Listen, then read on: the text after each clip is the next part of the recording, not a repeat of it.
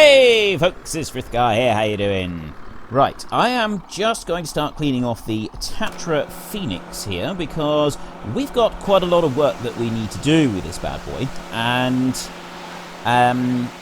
yeah, I think it would be good if we started off nice and clean. Partly because a few people have been saying I don't wash my machinery enough. I keep, you know, it's fine if you're changing around to different implements whilst you're in the middle of a big task, but a few people are pointing out that I'm putting my machines away dirty and I am not cleaning them before I start the next job. So really we want to be starting the job nice and clean, and then after that we can sort of get as grubby as we like. So it's probably going to get absolutely lagged in filth before we finish, but there we go. We've got a nice clean cramper trailer, nice clean Tatra lorry, Tatra Phoenix. Brilliant. Absolutely spotless, looking good. Okay, so the first task that we need to do today is we need to get, not the harvester, we need to, nope, I don't want to do that, I want to do here. We need to go over to here, we're going to get the Claas Jaguar 800. I'm actually going to get the biggest engine boost, so it's actually the 870 that we're going to be getting. And we're going to go for the front twin wheels, but that means that we need $22,080 in order to lease it. We don't have that. So what we're going to do is we're going to make a quick sale to generate some urgently needed cash. And what we've got, if we take a look here, is we have 40,000 litres of beans. Now, we don't have a perfect price here, but beggars can't be choosers. That is going up, actually. So we might sort of hang around, although, tell you what, Maplefield Mill is looking pretty healthy at the moment. So we might grab it, run it over to the mill, and then drop it there. So that's $1,600 per 1,000 litres, which I'd say is pretty good. That would get us more than enough money. So we'll sell all of our beans. Let's go and load those up. While we're doing all this loading and everything, my question I asked you last week was we're about to start doing our silage. That's what we're doing this week. It's all about silage. While we're doing our silage, did you want me to tow this cramper trailer around the field? Just start loading on the wheat, barley, canola, sunflowers, soybeans. Did you want me to tow this trailer around the field using the Tatra Phoenix lorry? Truck, rather. We're in the States. Truck. The Valtra tractor, or stick it on the back of the Claas forager and tow it around with the forager. So we had 2,809 people answer that question. And let's just move this down here a bit. There we go. 218 of you said that you'd like me to use the Valtra.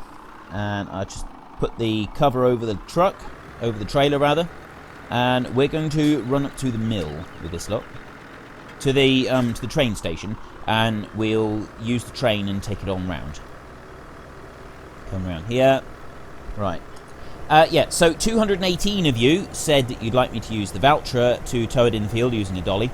357 of you said you'd like me to stick the same dolly on the back of the Claas forager and do it that way, tow it around the field using the forager. And 2,234 of you want me to leave it on the truck here and run alongside the forager with it in the field and then take it straight up, so that we don't have constant hitching and unhitching with the truck. A few people said that you can't do it with the truck because it's completely unrealistic. That doesn't happen. You'd use a tractor.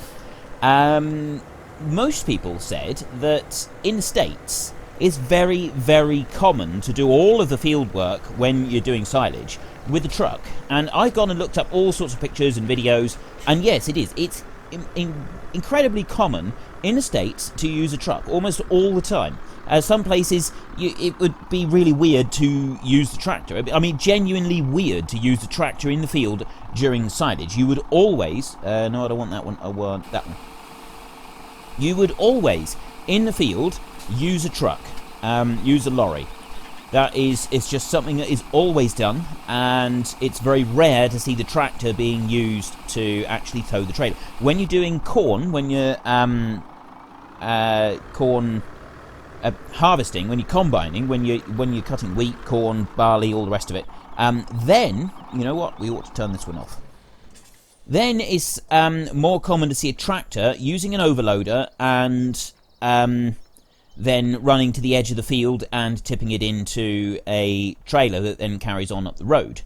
So it's more common to see a tractor used during harvest, But for a silage cut, it's actually quite rare to see a... Let me just load this one. So we want our soybeans in here.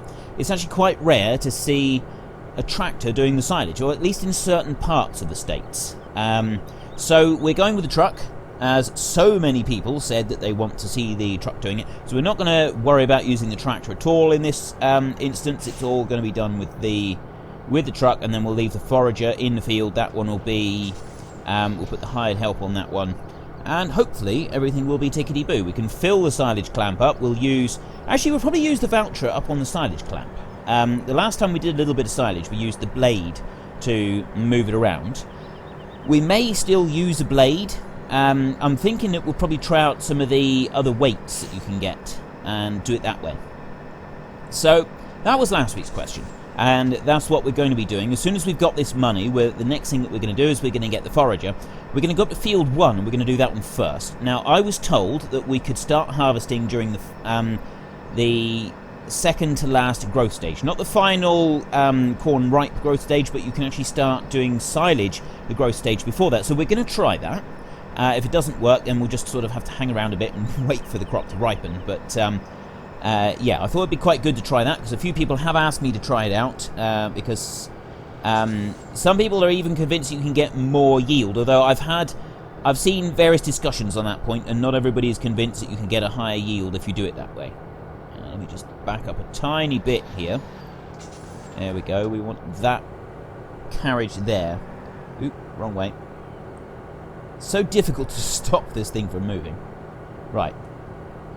If I zoom out, we ought to be able to see it dropping. You don't see much in the way of animation, but you can see a little bit, if I remember correctly. So we want to open this one. How much are we going to get? This is 1669. It's not too shabby.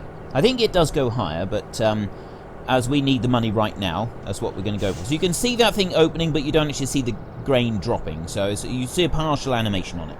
But that gives us $67,000, which gives us a grand total of $84,000. More than enough, I would say. And there's one other thing. If we go to here, we've only got a loan of $200,000.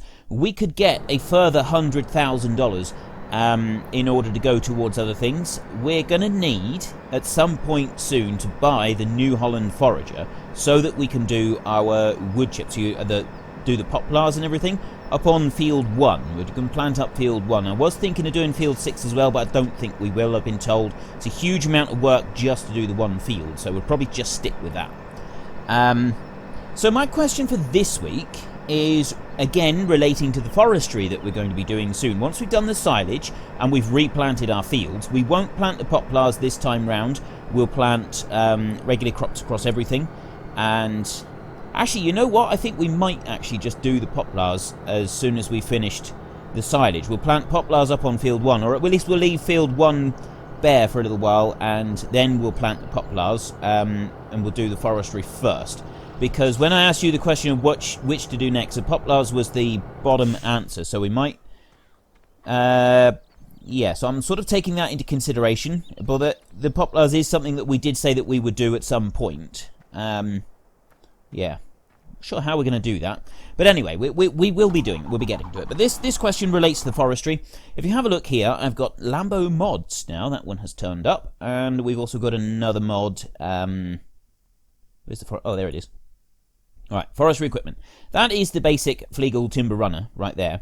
And if we come on down through here, I've got here Team FSI Modding, which is an Italian modding group. They have converted the Frithgar timber runner. They have added on the autoload script from Mahu, and he modified it for FS17 as far as I know. I'm pretty sure it was him. I haven't read anywhere that it was someone else that did it, so I'm hoping that credit is going where it should be. But that is the link for that trailer there. And I'd like to use an autoload timber runner. However, we've got this one here as well, because these people have taken that one and they have retextured it. It's still got the auto load on it, but they've retextured it and they've added a rear hitch. So they state quite clearly that it's not their mod and that they didn't put the auto load into it. All they've done is given it a slight retexture and they've added the rear hitch. So I'm going to be including both links. I'll include the link to the trailer that was converted and had the auto load added to it, and then this one as well, so that all credit goes to all the modders involved and nobody gets left out. At least I hope. So what I'd like to do is I'd like to use one of those right there with the rear hitch, and then I'd like to use one of these other ones as well, this one up here, to go behind it, and we'll run a small road train. But really the question is, are you happy for me to use the auto load? That's the bit that I'm asking. I'm going to use both those trailers and we'll load them both up however we can. But are you happy for me to use the logging auto load, the forestry auto load? So you drive up alongside the logs, you press the button and it loads them onto the trailer automatically. It's absolutely fantastic, and as far as I'm concerned, I had the yellow grab that I've used, the one that has got the straps script on it as well, and it seems to work fairly well. I did use it quite a bit in a previous time lapse. I've also used it in Sosnyovka. I don't think I've used it on this one yet. But basically, that one I thought was absolutely fantastic. Why am I driving here? We're actually going to need this one up on field 1, aren't we? I'll tell you what, we'll take this one up to the shop, and then we can carry on from up there. I'll start driving in a minute. So, yes, I'll either load the trailers using the Manitou that we've got and get one of those grabs or something like that, or I will load the trailer using the auto load feature that we've got. I'll still be using the Manitou to move logs around, because there's other things that I want to do with logs.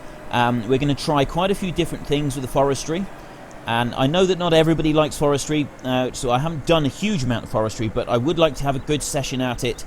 We're going to try several different things that we can do with forestry and sort of see what is available. So would you like me to use the auto load feature on those two trailers that I'm going to be using when we come to start doing forestry, possibly next week or the week after? It's your vote, it's your game. Head into the comment section down below, let us know which one you're voting for and why, and of course don't forget to actually vote. Now, I realise that sometimes in the Farming Simulator community, auto load features can cause a bit of tension. Some people really, really love them, like myself. I genuinely love auto load. I think it is such a fantastic thing, because loading things manually all the time is one thing that I don't enjoy in this game. I like to do it occasionally. I like to be able to do a little bit of loading and so on, but I've spent so many thousands of hours in real life loading lorries with all different manner of products, mostly straw, that I don't particularly enjoy doing it in game, because the physics of the items I'm loading in the game don't respond how I think they should. Because I've spent so long doing this stuff, I've come to know exactly how the different items respond when you go to pick them up with a loader, and quite frankly they don't respond how they should do, and for me I find that very frustrating, and so it's not enjoyable, which is why I like the auto load features. Some people think that auto load is absolutely cheating and should never ever be used, and I've even seen people in other places saying that auto load should be completely banned, it should not even be allowed in the game. So I realise that passion can run high. Please refrain from being really horrible to each other. I will delete those posts. Just put your point across. We don't need you to be savage towards each other. Just get your point across. I'm quite happy for people to say, oh yes, I really hate this one, or I really like this one, so on and so forth. It's but it does create a bit of bad feeling at times. So I am aware of that. I'm not trying to start major arguments here, but I really genuinely love using auto load. I think it is so fantastic. So I'm really hoping that you'll let me use it for this, because yeah, it makes it more enjoyable. We can move along with things. We can get things done a little bit quicker. So we're getting this one here. The Claas Orbis 750 is 7.5 meters wide, and according to this, we can run it at 8 miles an hour. Most of the others, they only run at 6 miles an hour. Was there one that went a bit faster? I don't think there was. 6, 6, 6. And 6, no, and that one's 8. It's the only one that will run faster. So apparently we can run this one faster. So we get that one, and lease, yes. So this Claas Jaguar is about the only drivable machine that would be leasing, because we're using it just the once. So let's take a look at it.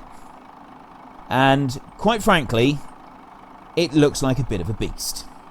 This thing does look very, very cool. I don't think we're going to regret spending the money on this, especially with the twin front wheels. Twin front wheels always look very cool. Okay, let's bring this one in. What I'll do is I'll put the Phoenix on follow me, and then we'll use that one to take it up to field 1. And let me hitch that one on there. That is brilliant. Absolutely brilliant. Right, I'll take this up to field 1 and we will make a start. We have been talking and not done a huge amount yet, apart from sell a bit of grain. Well, I went up to field 1 and it's completely ripe up there, and we were going to try and find out if we could start harvesting before that point.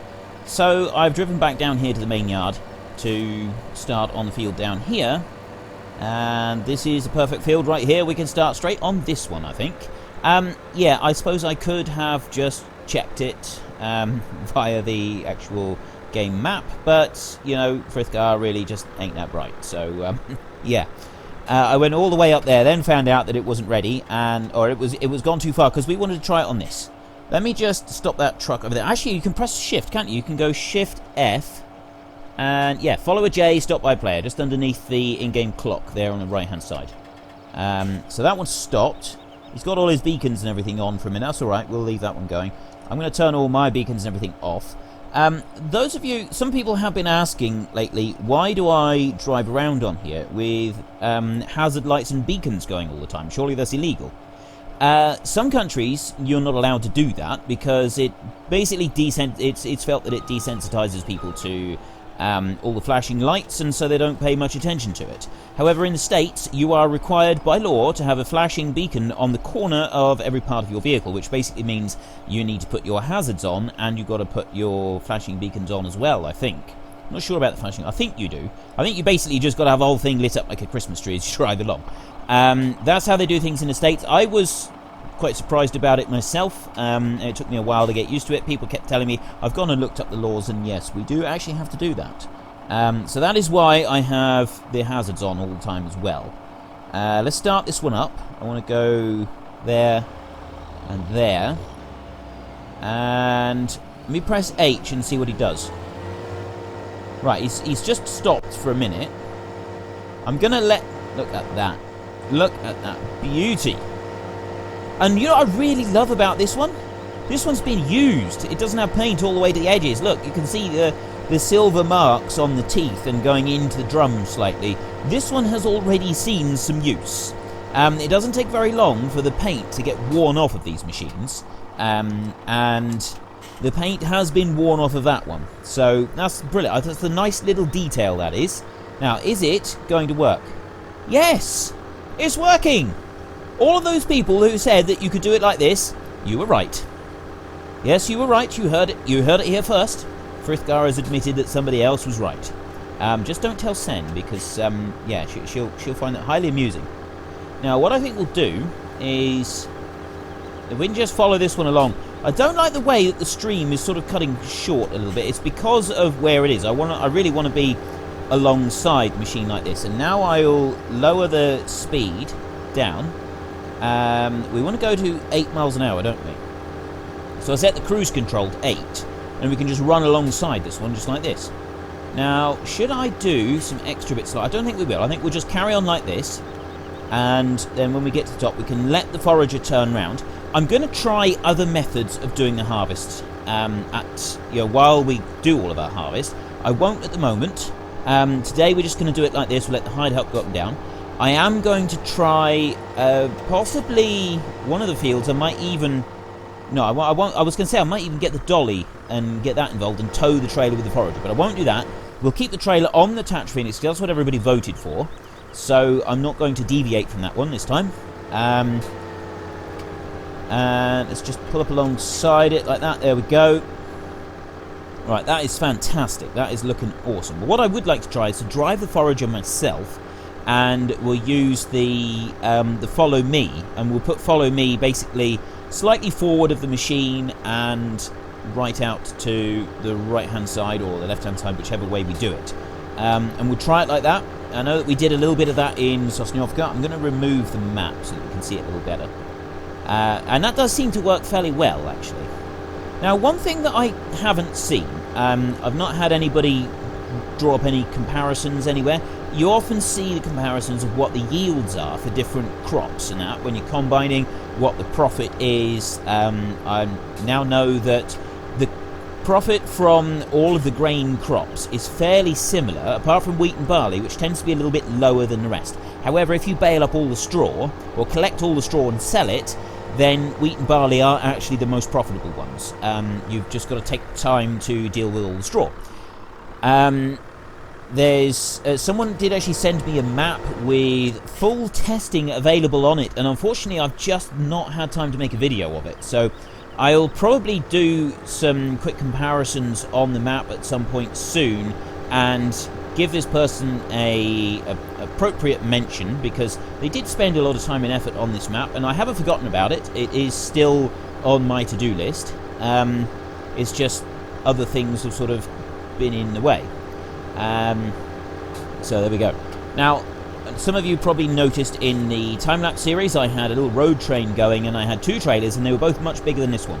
It's because there are some cramper trailers that I got as a mod that have a rear hitch, and they hold, I think it's nearly 80,000 litres each, so considerably more than the 59,000 that we've got in here. But I don't think, really, we're going to need more than this 59,000.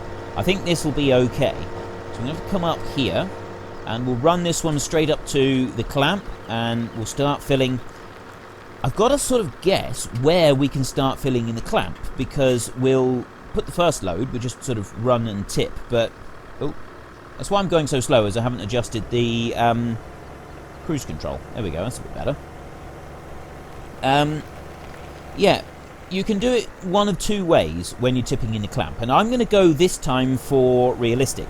What a lot of players will do is they'll drive into the clamp and they just drive over what's already there with the machine that's towing and tip out as you go, and you just kind of tip it in increments as you go along and try and spread it out as much as possible, so that you can then drive over the top of it next time and do the same again and just keep doing that, and you compress it and you tip at the same time. However, that is not a realistic approach. I'm sure that somewhere there are people that do it like that, but whenever I have been involved in any kind of silage or seen any kind of silage videos, anything like that, you always back up. You back up to the heap and you tip out, and then it is compressed from there. We might start doing a bit of rolling in between loads at some point. We're not going to start with. We'll certainly stick the first 5 or 6 loads all into the clamp, and then we'll sort of take it from there. I'm not quite sure how we're going to do this yet. Now, we've still got a belt left there from previously. I think we will go to the same. We'll go to the same bay. We'll put it into this close one. So we'll move this belt out the way. If I just swing, come back a little bit further. There we go. And just run this one down here. Very, very fast, these belts are. Very fast. Nearly as fast as those Lely Juno robots. Oop. Whoa, I'm getting some lag spikes there. Did you see that? I've no idea what that would have been for. Why I would have had a lag spike, I can't imagine why. Could be, maybe it's the Claas Jaguar. That's the only thing that we've done different this week than anything else. It might just be an area of the map that I hadn't looked at for quite a while, and so it was just loading it. Actually, I said I was going to drive through for the first one and tip it out, didn't I? Oh well. We've done it like this now, so we're back all the way in, and I'm thinking that the fields that we've got field 1, and we've got the other 3 fields as well, so we do have quite a lot of silage. So we'll go about 3/4 of the way back, and we'll start tipping here. You have to use the tip anywhere, and whatever button you've got hotkeyed onto that, or if you're doing the standard controls, I think it's Control I to make the tip anywhere function work. So I'll tip as much as I can here. Now I'll just keep going until it stops. I've moved forward a little bit, but I just keep doing this until it completely stops tipping, and it's tipped the entire lot out. So we press the tip anywhere button again, and that will start closing it. And if you look closely at these, you can't see it very well sometimes, but the belt is actually moving back to the closed position. Then the gate will start closing, and it closes up. Right, so there is our first load, and we are nearly out of time, so we'll have time to do one more load today, and then we will carry on with our silage tomorrow. We've got some of our field is green silage in the second to last growth stage, and then the final growth stage, and then the rest of it is in the harvest stage. So yeah, I was talking about yields in crops, and then I got sidetracked and forgot what I was saying. So I've remembered now. Yields in crops. If anybody has ever done a straight comparison, same level of fertilization, all the rest of it, but just the yield that you get off of the field between harvesting at this stage and harvesting at the fully ripe stage, what do you get? What is the difference in yield on a small field? Do a small field, run the test, and then basically you exit without saving, and do the same thing again, but this time on the next growth stage, and then compare the litres of chaff that you get. It's about the most accurate test that you can run. What is the difference in yield? I would love to know that. Unfortunately, because of my work pattern, I do work part-time as a builder as well as run this channel. I won't be able to see your answers until after I've recorded all of this week's episodes. So I won't be able to talk about your answers this week, but I will be able to mention it next week, as long as I remember. As many of you know, I do read your comments, and I do try to reply to your comments whenever I've got time. And so I take on board what you're saying. I don't necessarily remember the following week to talk about what you supply, the information that you supply me. Please don't be upset by that, and don't think I'm ignoring you. I read your comments. I always read the comments, and I take on board what you say. And sometimes it might be weeks before I mention it again in passing, what it was that you told me. But yeah, I do pay attention. I do really appreciate anybody that takes the time to give a researched answer. I was told only just recently on the whole issue with the blinkers and the flashing beacons, I was saying that in the UK you're not even supposed to put them going on certain roads, and I used to be told off if I put them going on the minor roads because people become accustomed to it. And someone who is the same person, I cannot remember your name, I'm very, very sorry. I didn't write it down and I can't remember what your name is. But I'm assuming that this person is from Germany. He's given me some very detailed responses on quite a few different issues, especially in regards to German language and pronunciations. He's the one that's first pointed out to me that it's not Krampe or Krampe, it's Krampe. And that's how it's pronounced in German. And it's a German company. And he's also sort of filled me in on a few other things. And he said that in certain places, I don't know if it's the whole of Germany, but certainly certain areas of Germany, it's actually illegal to put flashing beacons of any kind on your tractors on smaller roads, because of precisely the reason that I was talking about, is that people become accustomed to it. And so not only is it frowned upon, it's actually illegal to do so in certain places, which just sort of goes to show the different approach to how people do things in different parts of the world. So in one part of the world we've got it's illegal to not have flashing beacons on every part of your vehicle as you go along, so that it's, like I said before, lit up like a Christmas tree. And then in other parts of the world we've got it completely illegal to put any kind of flashing beacons unless it's on a very big road and there's lots of traffic around. And so I'm always fascinated by these little bylaws and the way that they change in different parts of the world, and people's sort of approach to different things in different parts of the world. It always fascinates me, which is why I genuinely love reading through all of your comments and seeing all the different things that you say about how you do. If I ask how you do things in different parts of the world, I really do. I read all of your answers, I see everything that you've got to say about it, and I find it genuinely fascinating. I really genuinely enjoy reading all of your responses about how different things are done in your parts of the world and how it compares to other parts of the world. It's genuinely something that it really does fascinate me. It amazes me that all the different things that are done and how they're done, and I truly do love reading about it. So just because you don't get mentioned in a video, or even if I don't reply to your comments in the comment section, I get so many comments these days, which is absolutely incredible. It's amazing. It's a real indication of how much we've grown over the last 6 months. It's now got to the point where I cannot physically answer all of your comments, which for some of you it might not necessarily be a good thing. For me, it's kind of an indication that I'm doing things right and everybody is enjoying what I'm doing. So yeah, thank you so much for all the support. Thank you for everybody that does take the time to comment. Like I said, I read them, and I try to, but there's just not enough hours in the day. I can't, it's sometimes I really wish someone would come up with a way to eliminate the need for sleep. If you could eliminate the need for sleep, that would be a whole 7 to 8 hours per day of extra time that I could put in. I'd be able to answer your comments then. That'd be fantastic. So yeah, I do read them. I do take them on board.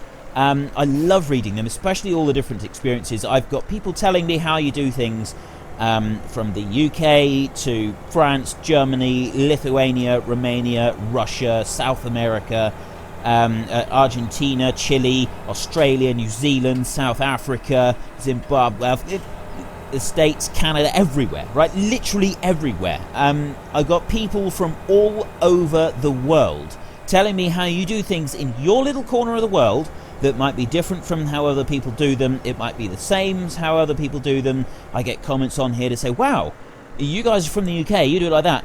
I'm from New Zealand and we do it exactly the same. Or I'm from Romania and I've never heard of it being done that way before. That's amazing. And yeah, that's something that I love about this game. It really does seem to bring people from the entire planet all together, and I get to read about all of your experiences and find out how all these different people do all these different things. It's something I genuinely love to do. I really, really love hearing your experiences and how everything is done. It's just amazing. It's one of the things I genuinely love about running a YouTube channel, is connecting with all of these different people around the world. It's fantastic. Anyway, I got a kind of sidetracked there. My weekly question for this week is I'm going to be buying those two Frithgar timber runners that I showed you earlier on. Two different modding groups have made these timber runners. One of them has added the logging script. The other one has added a texture pack to the same, a different texture to the same mod, and added a rear hitch to it. So I've included both the download links for both of those mods. I'm going to be running a road train logging system. Some logging trailers on... Ooh, what have we got? Oh, potatoes. I don't want potatoes. I don't have any potatoes. So I'm going to be running a road train to carry some of the logs directly cut from the forestry area to the sawmill. We'll probably do that 2 or 3 times. And we're also going to be using the logging placeable that you guys all voted for the week before last. So yeah, we're going to be trying a few different things with the forestry. Not just going to be keep doing the same thing all the way through. We're going to have quite a bit of variation, but we're going to cover quite a lot of different forestry stuff. So those two trailers have both got the auto load script that was written by Mahu. They've both got it in it. Do you want me to use the auto load script, or would you rather I didn't use the auto load script and I loaded those trailers manually? I'm going to use the trailers. We're going to lease the trailers and we're going to use them. But do you want me to do it manually, or do you want me to actually use that auto load feature that is included with them? It's your vote. It's your game. Please head into the comment section down below and let us know what you want and why. Please try to keep it civil. I know that auto load can bring out some passion in people, but I would just ask that you keep it civil. Everybody is entitled to play this game however they like. Yeah, and also please don't forget to vote up in the top right hand corner. I'm just going to get down to the end of this row and then we will stop until tomorrow. Yeah, so we've got the rest of this field. We should finish this one, and well, we've got a little tiny field over there. That won't take very long at all, plus that one. We'll probably get most of the silage here finished tomorrow, and then we've just got field 1 to do for the last episode of the week. I think we're doing pretty well, actually. Sort of caning through this. I'm wondering if I might try and get a bigger trailer temporarily for some more of it. We'll see. I'll have a think about that. But anyway, if you've enjoyed this episode, then please head down below and give us a like. And if you really enjoyed it, please tell your friends all about me. Get them to come and watch as well. That would be awesome. But until next time, thank you very much for watching. This is Frithgar. Goodbye, and see you later.